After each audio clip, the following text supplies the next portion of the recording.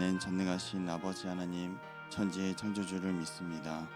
나는 그의 유일하신 아들 우리 주 예수 그리스도를 믿습니다. 그는 성령으로 잉태되어 동정녀 마리아에게서 나시고 본디오 빌라도에게 고난을 받아 십자가에 못 박혀 죽으시고 장사된 지 사흘 만에 죽은 자 가운데서 다시 살아나셨으며 하늘에 오르시어 전능하신 아버지 하나님 우편에 앉아 계시다가 거기로부터 살아있는 자와 죽은 자를 심판하러 오십니다. 나는 성령을 믿으며 거룩한 공교회와 성도의 교제와 죄를 용서받는 것과 몸의 부활과 영생을 믿습니다. 아멘. 찬송가 438장 함께 찬양하겠습니다. 찬송가 438장입니다.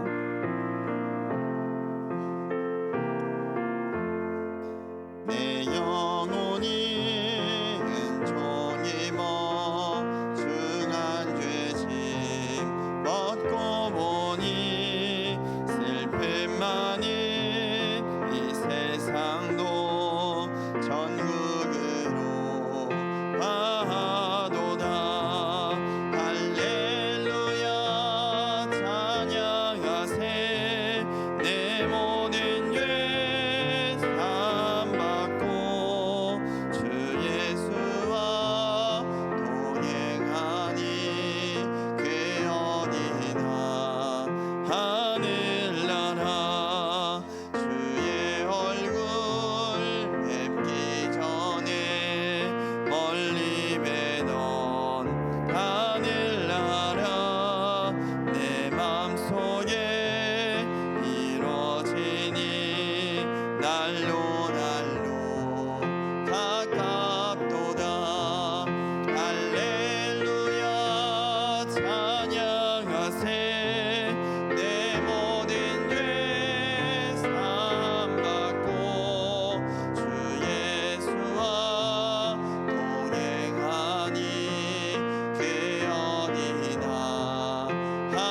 하늘나라 높은 산이 거친 들이 조막이나 궁궐이나 내 주 예수 모신 곳이 쾌언이나.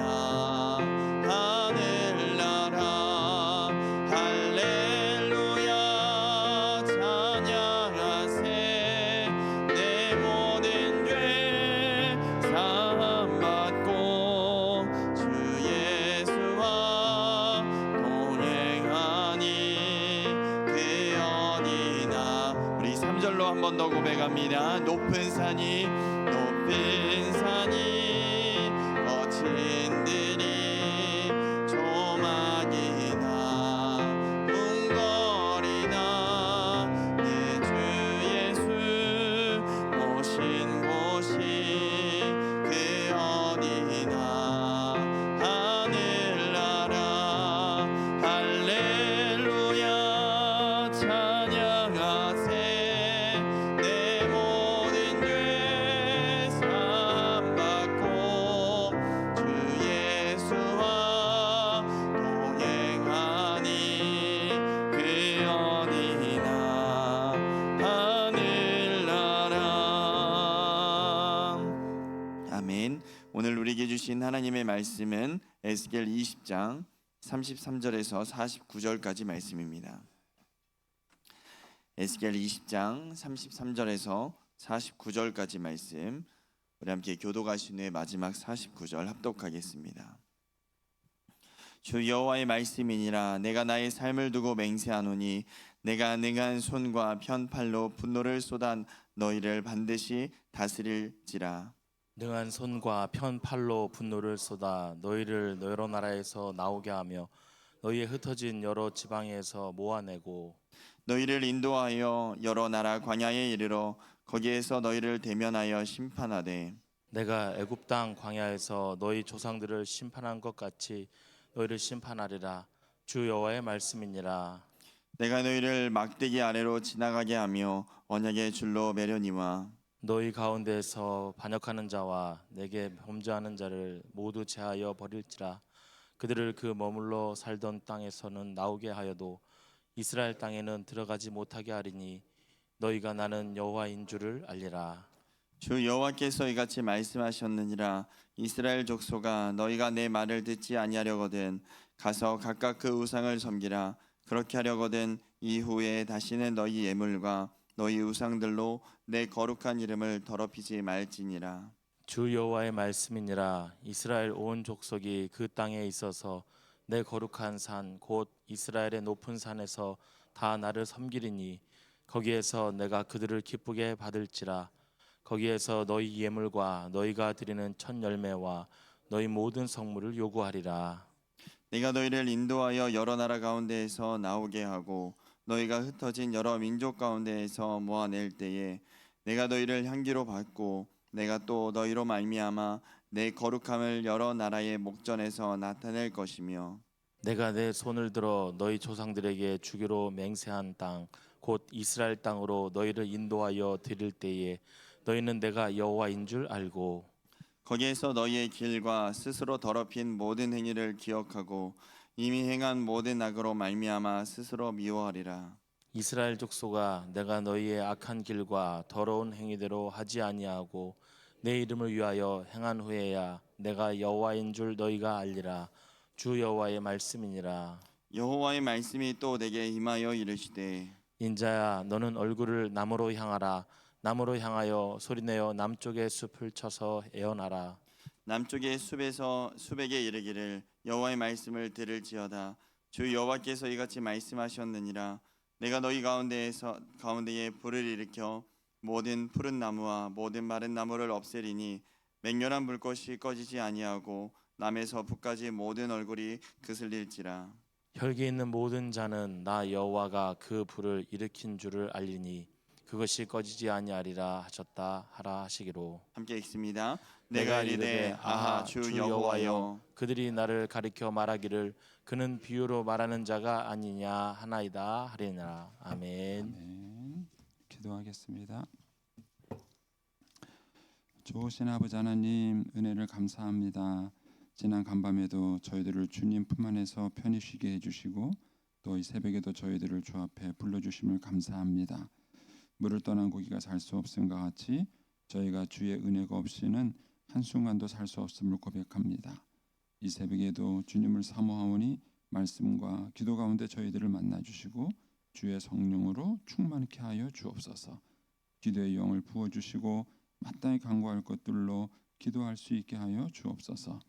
이 새벽에도 주님께 1000번째 예물과 또 감사의 예물을 드립니다. 믿음으로 또 순종으로 감사함으로 드리는 예물을 주님께서 기뻐 받으시고 약속하신 하늘의 복과 땅의 복으로 충만하게 채워 주옵소서. 주의 은혜로 종의 가정들을 형통케 해주시며 그 자녀들을 축복하여 주옵소서. 예수님의 이름으로 축복하며 기도하옵나이다. 아멘. 이 새벽에도 주의 은혜와 축복이 함께 하시기를 축원합니다.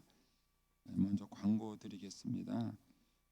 저희 교회에 김용숙 집사님 계신데 부친께서 이제 어제 아버님이 소천하셨습니다.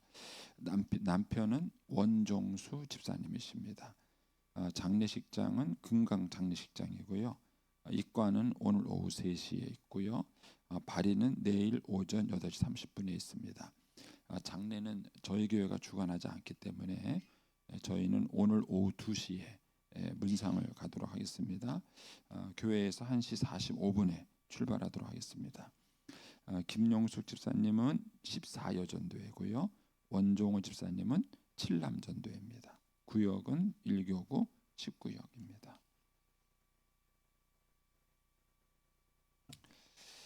이제 오늘 에스겔 20장 말씀은 이제 어제에 이어서 이제 계속 진행되는 말씀입니다. 이스라엘 백성들이 계속 하나님께 이제 우상을 숭배했는데 하나님께서 그들을 징계하시고 다시 회복하시고 이걸 계속 반복을 했죠.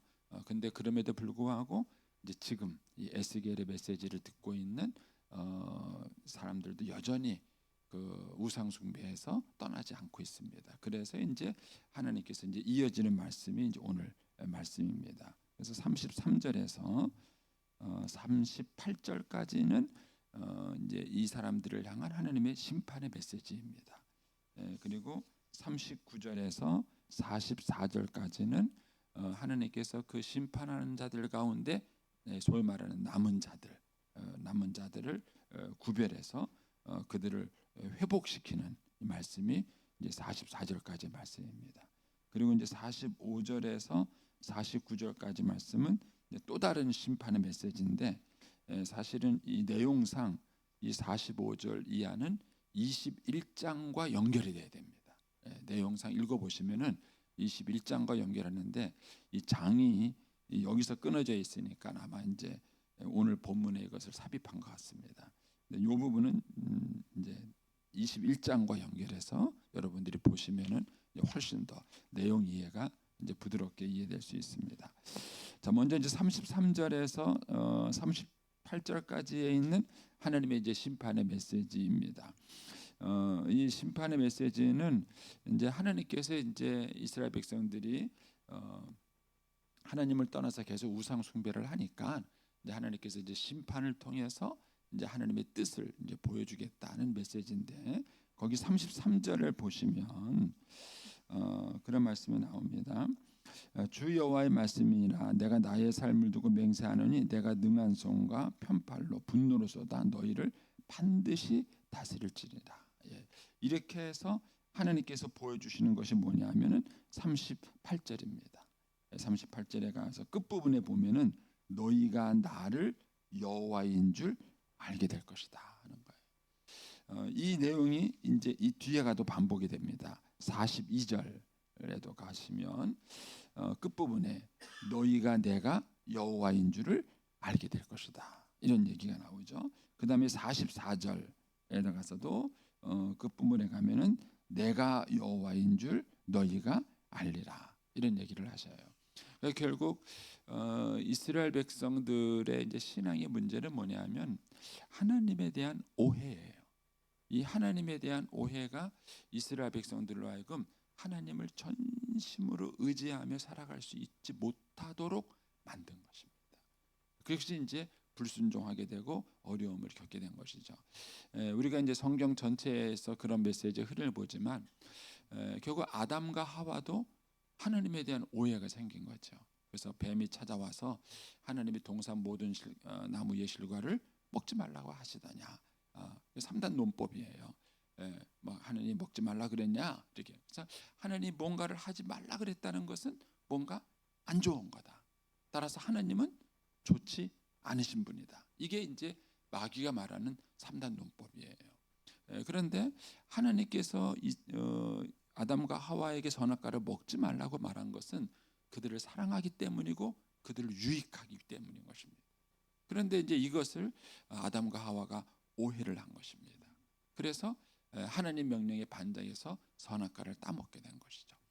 우리의 삶에 생기는 모든 오해들이 그런 것입니다. 뭐 이제 여러 가지 많은 것들은 여러분들이 묵상을 해보시고요. 가장 이제 쉬운 예로 하나님께서 남편들에게 아내를 사랑하라 이렇게 말했습니다. 이게 어려운가요? 네. 근데 이 명령을 진지하게 생각하지 않는 거예요. 그리고 아내를 어떻게 사랑해야 되느냐 하는 얘기가 이제 에베소 말씀을 중심으로 보면은 하나님께서 그리스도께서 교회를 사랑하신 것 같이 이렇게 말씀하세요. 그러면 그리스도가 교회를 어떻게 사랑을 했습니까? 우리를 죄인이었는데 의인을 만들었어요. 그리고 하나님 앞에 영광스러운 교회로 세워주신 거예요. 이게 그리스도께서 우리를 사랑하시는 방법이에요. 그렇다면은 남편이 아내를 사랑하는 방법은 뭐냐? 아내가 어떤 모습이었든지 간에 죄인에서 의인으로 돼야 돼. 남편을 만났기 때문에. 그리고 남편을 만나서 살아가기 때문에 더 영광스러운 모습이 돼야 돼. 그러니까는 이런 질문을 하는 가능한 것이죠. 아내가 나를 만나서 더 행복하게 됐는가? 아내가 나를 만나서 더 좋아졌는가? 아내가 나를 만나서 하나님 앞에 더 아름다운 인생이 됐는가? 그게 하나님께서 남편에게 요구하시는 거예요. 그런데 별로 진지하게 생각하지 않으시죠? 귀찮으세요? 힘드세요? 아니면 어렵다고 생각하세요? 어렵다고 생각하세요? 사실은 생기는 많은 문제들은 하나님께서 주시는 이 말씀에 대한 오해예요. 근데 이것이 사실 인생을 살아가다 보면은 가장 행복한 길이에요. 왜냐하면 하나님께서 에베소에서 어떻게 결론을 내냐면은 아내를 사랑하는 것이 곧 나를 사랑하는 것이다. 그럼 생각해 보세요. 행복한 아내와 사는 것이 좋겠어요? 맨날 자기 인생이 만족하지 못해서 투덜대고 불평하고 원망하는 그런 여자랑 사는 게 행복하시겠어요? 어떤 여자랑? 결국 하나님께서 남편들에게 한 여자를 사랑하고 한 여자를 세워주고 그렇게 사랑하라는 것은 결국은 자기를 위한. 아직까지 이게 깨달아지지 않으시면 무슨 얘가? 근데 여기에 대해서 우리가 오해를 하는, 하나님께서 왜 이런 명령을 주셨는지 여기에 대한 오해가 생기는 거예요. 아내들도 마찬가지예요. 아내들도 아내들아 남편들에게 복종하라 이렇게 말을 해요. 그러면 하나님께서 아내들에게 명령하신 가장 큰 명령은 뭐냐면요, 권위에 대한 순종입니다. 그래서 베드로전서에서 뭐라 그러냐면은 아내들이 남편에게 순종하는 것을 통해서 아름다운 치장을 하게 된다.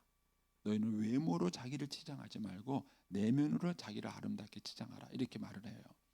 근데 여성들이 굉장히 능력 있고 재능도 있고 힘이 있고 아름다운 여성이 있는데 그 여성이 아름답지 못하는 결정적인 이유 중에 하나가 뭐냐면요, 권위를 손상시킬 때, 권위를 손상시킬 때.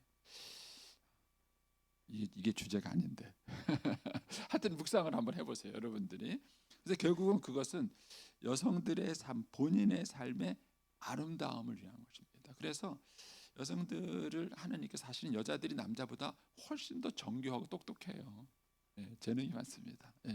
그런데 권위 안에 들어가지 않으면은 그 인격이 아름답지 않습니다. 아름답지 않습니다. 그래서 하나님께서 그런 이제 얘기를 아내한테 하신 거예요. 그래서 아내들이 이것을 지켜내면은 굉장히 쉽지 않은 축복을 얻게 됩니다. 뭐죠? 철의 여인이라고 알려져 있는 대처수상 아시죠? 그 대처수상이 굉장히 철의 여인이라고 알려진 만큼 똑똑하고 리더십도 강한 여자입니다. 그런데 이 대처수상이 가능하면 남편의 밥상은 자기가 차립니다. 비서에게 시키지 않습니다. 자기가 남편의 밥상을 차려요. 지금 이제 영국이란다. 그 독일에 있는 총리 이제 은퇴했죠? 메리켈인가 메리켈인가 제가 이름이 아까 하는데 그분도 똑같습니다. 그분도 많은 남자들을 데리고 리더십을 행사해서 국가를 이끄는 수장이지만 그런데 재밌게도 남편의 밥상은 자기가 차린. 물론 매번 그렇게 하는 건 아니에요. 뭐 자기도 출장 가고 어렵고 힘든 바쁘기 때는 못할 때가 있겠죠. 그런데도 그 원칙을 지키려고 노력을 해요. 근데 그분들이 그렇게 했기 때문에 리더십을 갖는, 여성 리더십을 갖는. 하여튼 이분을 생각해 보세요. 뭐 이게 오늘 주제는 아니니까 말씀드리고 싶은 건 이거예요. 하나님께서 인생을 설계할 때 남편들아 아내를 사랑하라, 아내들아 남편에게 복종하라. 이게 하나님의 설계도고 하나님의 아이디어예요.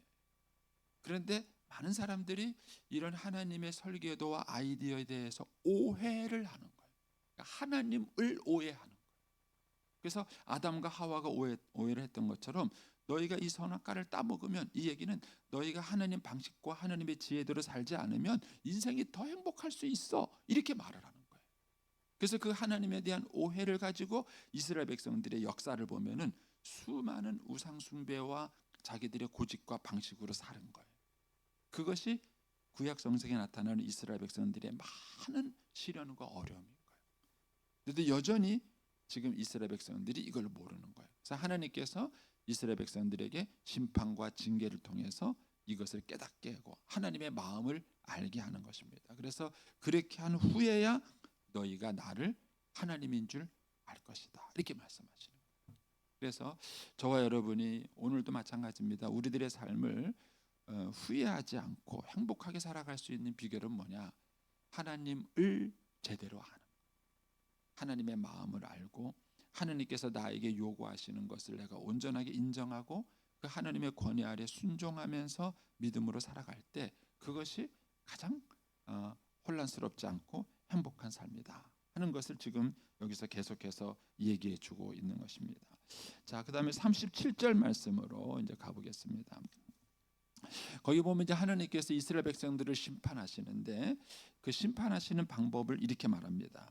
내가 너희를 막대기 아래로 지나가게 하며 언약의 줄로 매려니와 이렇게 말을 합니다. 이거는 이제 약간 그 설명이 필요한 부분인데 이스라엘 백성들은 이제 목동 양을 치는 거잖아요. 근데 양을 칠 때 양을 구분해요. 구분할 때 뭐냐면 이렇게 막대기 목자가 짚고 다니는 막대기를 놓고 그 막대기 밑으로 이렇게 지나가면서 그 양을 구분합니다. 그래서 11조를 낼 때에도요. 그 양의 첫 새끼가 딱 그 지나가서 10번째가 딱 되는 거면은 막대기 아래 10번째 지나가는 거는 그걸 무조건 하나님께 11조로 드려라 이렇게 얘기를 해요. 예, 자기 마음대로 이거 좋은 거 나쁜 거 선별하지 말라는 얘기를 합니다. 그게 이제 이 막대기 아래로 지나간다는 얘기는 선별한다는 의미가 있어요. 그러니까 하나님께서 이제 이스라엘 백성들을 심판하실 때에 선별하시겠다는 것입니다. 그렇게 말씀하셔서 거기 보면 38절에 보면은 너희 가운데에 반역하는 자와 내게 범죄하는 자는 모두 제하여 버릴 것이다. 소위 말하는 남는 자를 하나님께서 구분하신다는 겁니다. 그리고 그들에게 또 이렇게 말씀하세요. 39절에 가시면 이렇게 말합니다. 주 여호와께서 이같이 말씀하셨느니라 이스라엘 족속아 너희가 내 말을 듣지 아니하거든은 가서 각각 우상을 섬겨라. 그래? 아직도 내가 싫어? 내 지혜가 잘못됐다고 생각해. 그러면 네 방식대로 살아.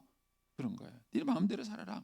그러나 그렇지 아니하려거든 이후에 다시는 너희는 예물과 너희 우상으로 내 거룩한 이름을 더럽히지 마라. 이렇게 말씀하시죠. 여기서 말하는 것은 이 막대기 아래로 지나가서 구별된 자들에게 하나님께서 이 말씀을 하시는 거예요. 너희는 이제 나를 알겠는가? 그리고 하나님 말씀대로 사는 것이 옳다는 것을 알겠는가? 그러면 이제 너희는 온전한 마음으로 하나님을 섬기라고 얘기하시는 겁니다. 그러면서 이제 그 뒤에 그들에게 어떤 회복을 시킬 것인가 이렇게 얘기를 하시는데 44절을 가서 보십시오. 44절에 가서 보시면 하나님께서 이렇게 말씀합니다. 이스라엘 족속아 내가 너희의 악한 길과 너희의 더러운 행위대로 하지 아니하고 그러니까 하나님께서 이스라엘 백성들의 죄대로 반응하지 아니고 내 이름을 위하여 하나님의 이름을 위하여 행한 후에 그러니까 하나님께서 그들의 행위대로 심판하는 것이 아니라 하나님의 사랑과 자비로 그들을 대한 후에야 쉽게 말하면은 하나님의 마음과 사랑을 진정으로 알고 난 후에야 그들이 하나님을 여호와인 줄 알리라 이렇게 얘기를 한 것입니다.